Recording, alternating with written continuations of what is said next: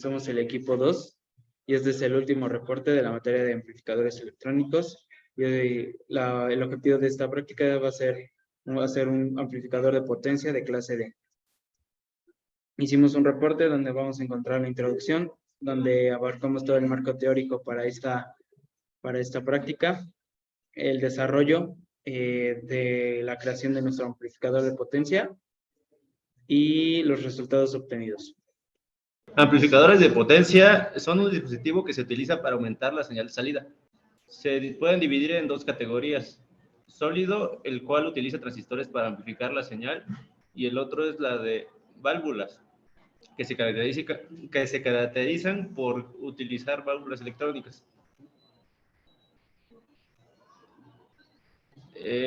Las diferentes etapas con las que cuenta este dispositivo es: la primera etapa es la amplificación de voltaje, la que aumenta la señal y la amplitud de la entrada. La segunda etapa es la de amplificación de la corriente, la cual aumenta la capacidad de la señal para impulsar una carga. Y la tercera es la de salida, que entrega la señal amplificada de la carga.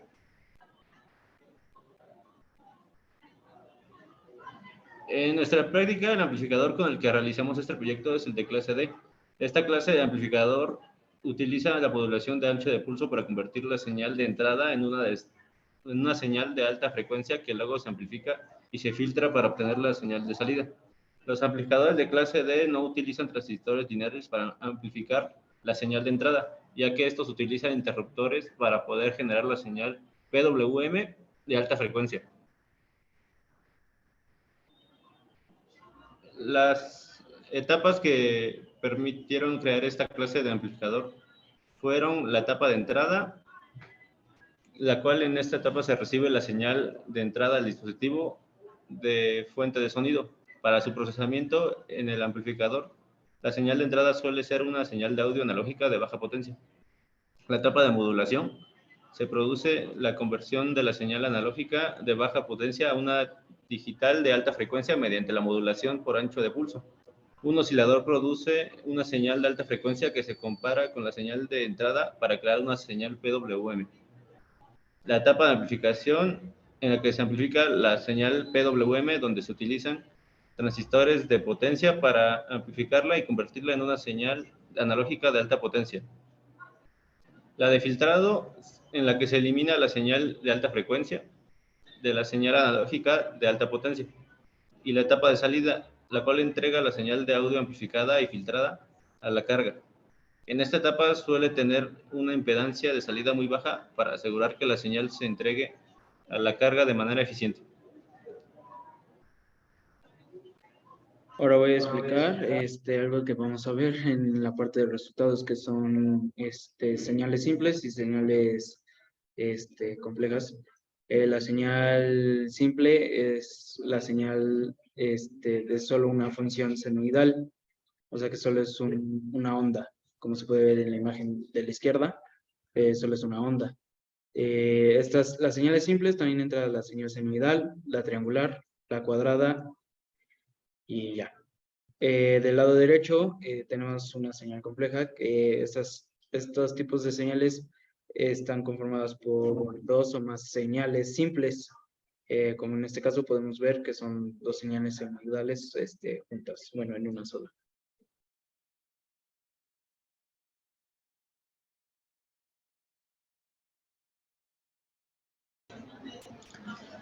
Para el amplificador de potencia de clase D, este amplificador, como se había mencionado brevemente, cuenta con diferentes etapas que en conjunto proporcionan mejores eficiencias que amplificadores previos a los que serían el de clase A, clase AB y clase C.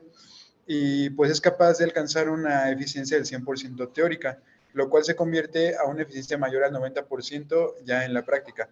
Sin embargo, es necesario el diseño minucioso de cada una de estas partes. Para la etapa PWM consiste en tomar la señal de entrada que se desea amplificar y convertir en una serie de pulsos con diferentes anchos dependiendo la amplitud que tenga la señal original.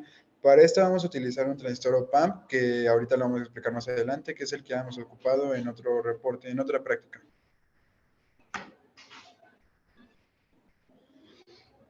Debemos desarrollar primero un generador de onda triangular para introducir en el comparador, que en este caso vamos a utilizar un Schmitt Trigger, el cual es un op-amp, como ya lo explicamos en el reporte anterior, en su configuración de amplificador inversor, normalmente es utilizado para la inmunidad al ruido y los errores, y ese también es conocido como comparador de histéresis, lo que nos provoca una saturación positiva y negativa en los ciclos, por lo que produce señales en alto y bajo, tal como lo hace también una señal cuadrada.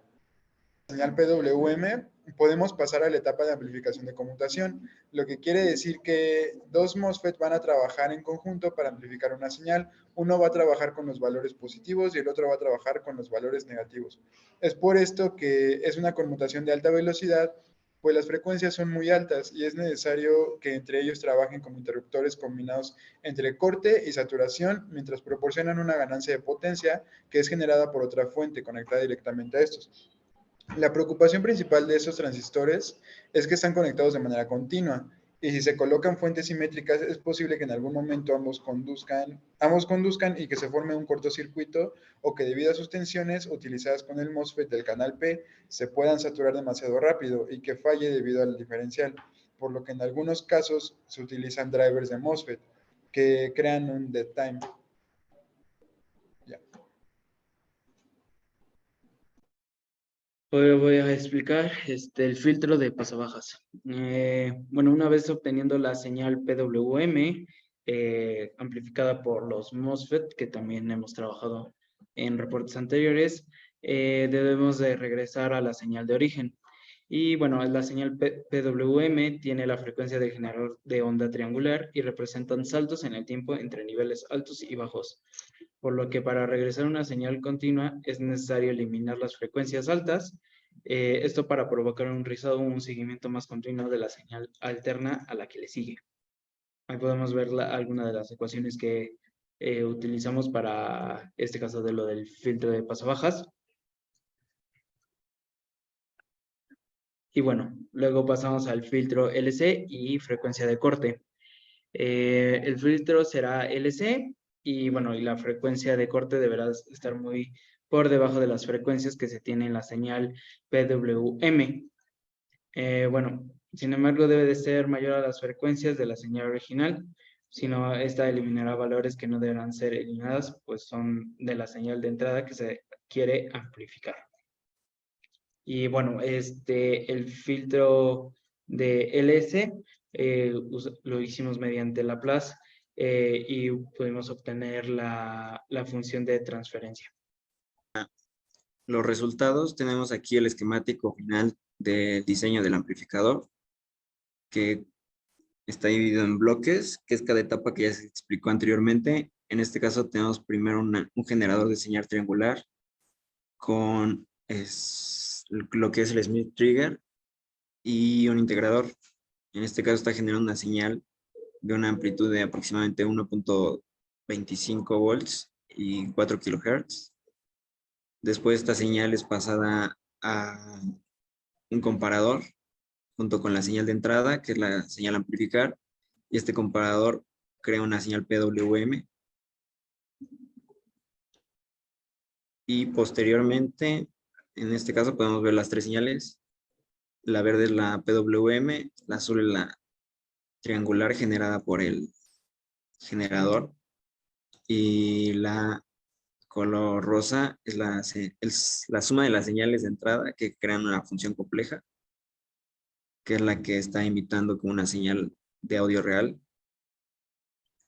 Una vez se tiene la generación de PWM, lo que sigue es la etapa de conmutación, que en este caso se empleó un driver MOSFET y se siguió el esquemático que proporciona el fabricante con algunos de los valores recomendados, y en esta etapa lo que hace es pues generar la ganancia.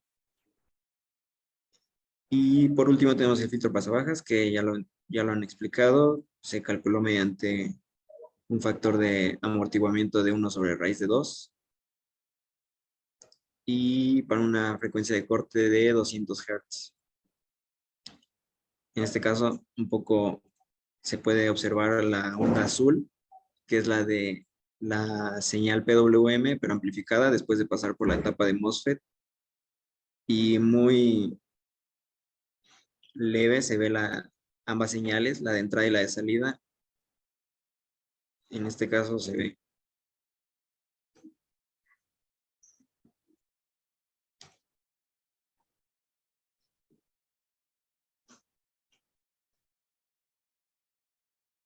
Se pueden ver las dos etapas.